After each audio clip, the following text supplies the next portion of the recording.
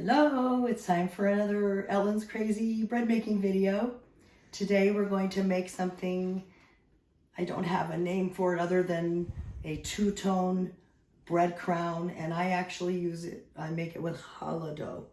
So what I have done is make a 2-pound recipe of challah dough in one bread machine that you see right here.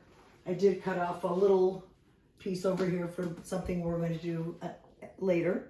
And then I also made another recipe in another bread machine that I added about a 1/4 cup of cocoa powder to color it brown. And you can see that this is about-ish half.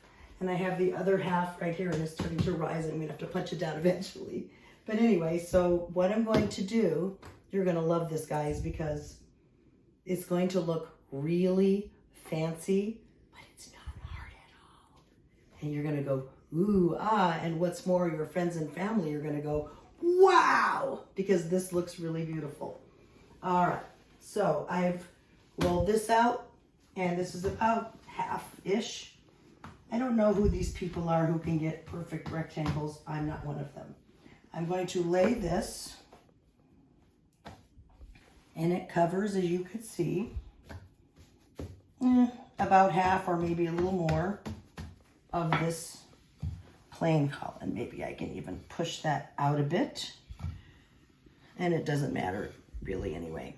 All right, so I have half of the maybe a little more than half of the non-cocoa colored challah dough covered with the brown, with the cocoa. So what am I gonna do with this pizza cutter?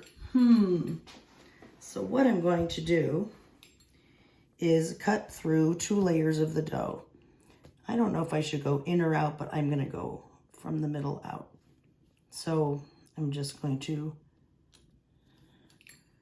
cut, cut, cut. And I think some of you might be thinking, oh, she's making wool bread. Nope. It is actually similar. I actually learned how to do this like a year before anyone started talking about wool bread. I'm going to cut this one in half. It's too big. And again, if you've watched my other videos, you know that I'm the opposite of a perfectionist. None of them are quite exactly the same width. If my husband, the engineer, was doing it, he would have them all exactly perfect. I'm just not that person. I'm having fun.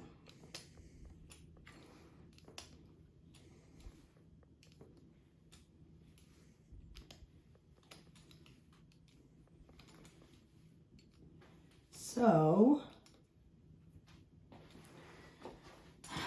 I did not go all the way up. I wanted the cuts to be more even than the bread. So now I'm going to go and just kind of even that up a little. I've actually only made this once before,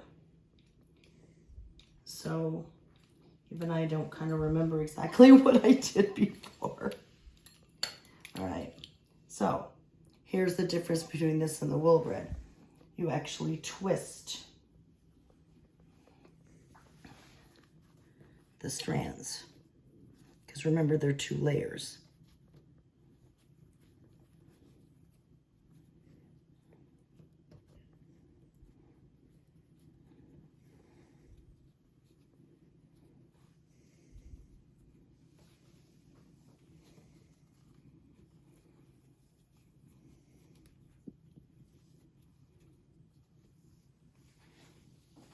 Get a little flour in my hands.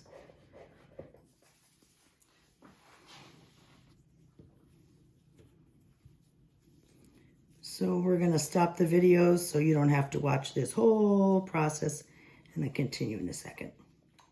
So I'm all done twisting the strands. I will say that by the time I got to the other end, these got fatter from starting to rise. I think my kitchen is a bit warm, so I've been like retwisting and stretching, and also use some flour on your fingers because it got a little sticky in there. So I've sprayed a big round pan. I think it's a 10 by 3, 10 inches by 3 inches tall pan. And now I'm going to go from the white end. Now, I haven't tried it, but you could put something here like, I don't know, chocolate chips or whatever. But I'm not doing that, and I didn't do that before.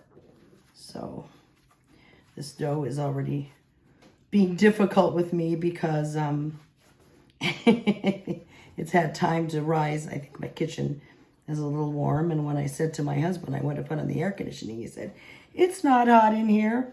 But I think my dough is telling him otherwise.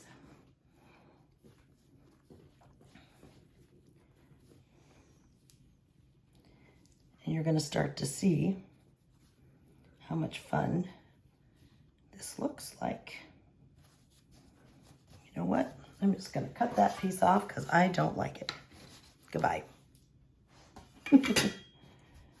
And now the fun part will be picking it up and getting it into the pan. So I am going to do that. Use a little help from my bench scraper. Come on, baby. Let's go in here. Oh, got it. So, well, it may not be perfect on that end, but maybe I can hide that right in front of you. All right.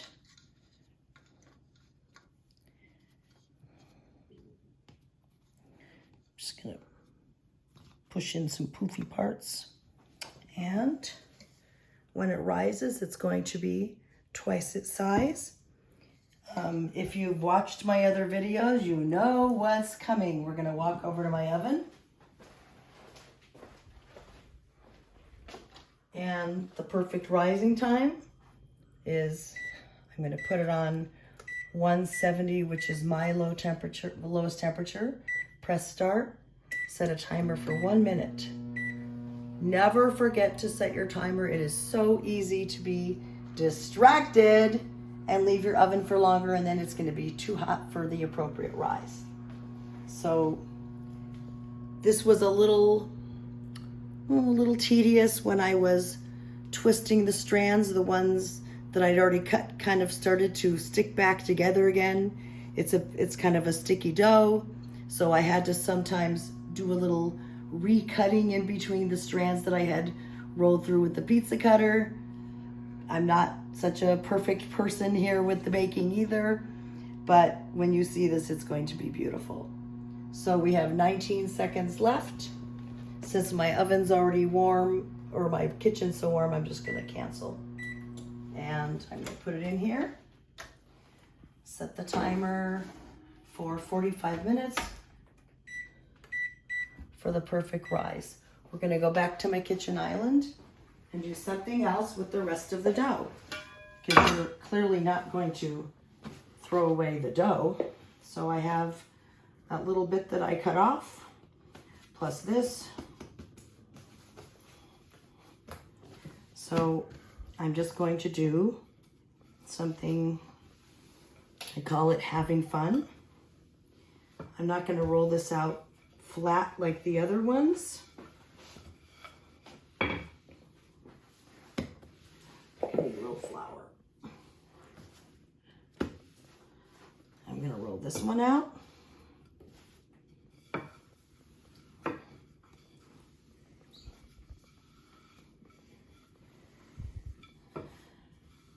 Just a little bit.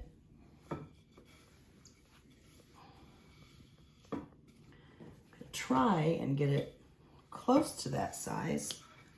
We're going to turn off the camera so you don't have to watch me roll it for 20 minutes and come back. So we're back. The crown cake, or crown bread rather, is just rising, but I had some more dough. I had a bigger piece of the bread that has the cocoa powder in it, and then this smaller piece, so I rolled this out thinner. This is totally an experiment. I'm going to put some chocolate chips because, you know, what's life without chocolate? And since this dough already has cocoa powder in it, why not? That's just my only reason. Why not? So, again, total experiment. I like this brand of chocolate chip, not just because it tastes good, but because it's made in a tree nut and peanut-free factory. For those of you who bake for people with allergies or have food allergies, that's the only reason I use that. Okay, you can use any kind you want. I'm going to pop this on top.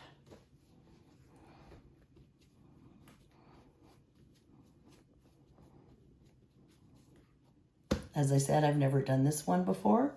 I'm just making it up as I go along. I have a prepared loaf pan. I just spray it with a nonstick spray. Roll it up.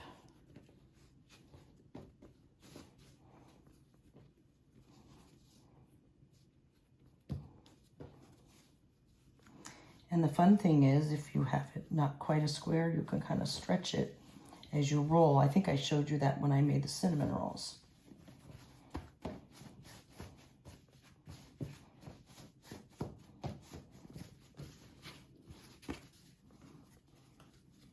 And do kind of a pinchy thing.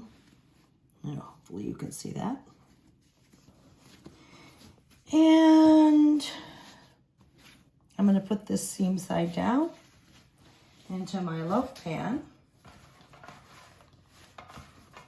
You could be a good dough and rise. I'm going to put this in the oven with the other one. And we'll get back to you when it's risen. All right.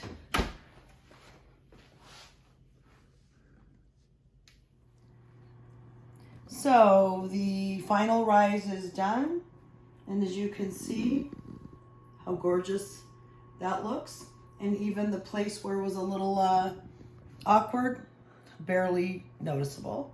And here's the roll up, and you can see the white or slightly yellowish, you know, popping out there. And I have the chocolate chips inside. So now I am preheating the oven to 350.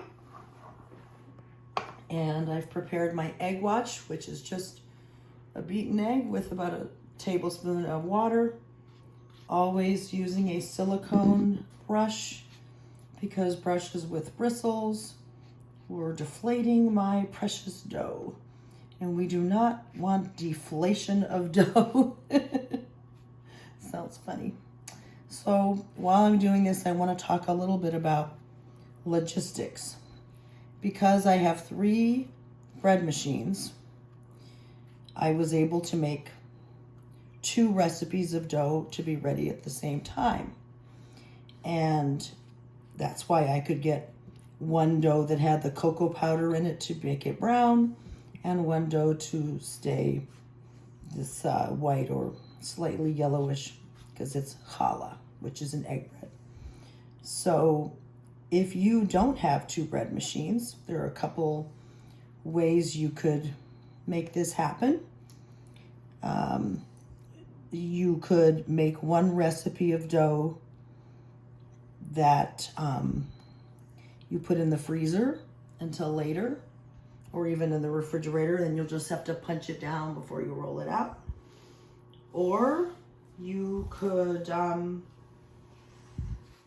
maybe make one recipe that isn't colored and just needs some, cocoa powder wouldn't work, but maybe some food coloring you could kind of maybe knead into it. I haven't really tried, so that's just my best guess. But if you don't want to mess around with kneading the food coloring or something into it, I think the best way to do it is to make one recipe, put it in the freezer, and then make the next recipe and just, you know, defrost the other one and roll them out at the same time. I think you can probably do that. I've not done that, but I know people freeze dough and use it later, so I'm sure that can be done. Okay, so now I'm just waiting for the oven to preheat to 350, and I'll show you what they look like when they come out of the oven. So the two-tone challah crown just came out of the oven. I'll take another bit of video once I've unmolded it, but I like to let it sit in the pan for just a few minutes. The other loaf, the chocolate and white with the chocolate chips, has not quite come to 190 degrees. It will in the next 2 minutes, and then I'll add that in. Just as a side note, if you have any questions about this video, please send me a private message on Facebook Messenger. I will try to answer all of your questions or comments or anything else you want to say or ask. So here's the chocolate and regular challah filled with chocolate chip bread. And I should have said, if you want to send me a private message, you look for Ellen Walker Hoffman on Messenger on Facebook. So I will update you once I've taken these out of the pan. All right, so these are both lovelies out of the oven. Let's show you how beautiful the crown is. Now, you saw it wasn't terribly difficult, and you could do it. And to put that on your table, like for a brunch for company, you would just get so many oohs and ahs. You could serve it, you could like drizzle hot fudge over it, serve it with ice cream as a cake, or you could eat it as bread with butter. It's kind of versatile. So this is the other one, and you can see where it was rolled up. I'll take one more photo after they've cooled to show you what the insides look like. So this is the last part of the video. This is the chocolate and white or yellow, whatever, challah twist, and you can see the little chocolate chips in there. I imagine if I cut it, when I cut it further in, I'll see more of the chocolate chips. And then as far as the crown, this is, you know, I took like a wedge slice out of it, and you can kind of see the inside.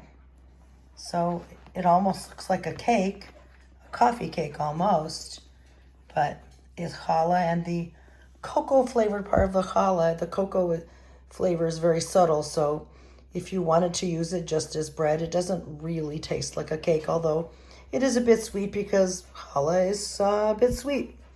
So that's it. I'll get this up and so I can show it to you. Thanks for watching.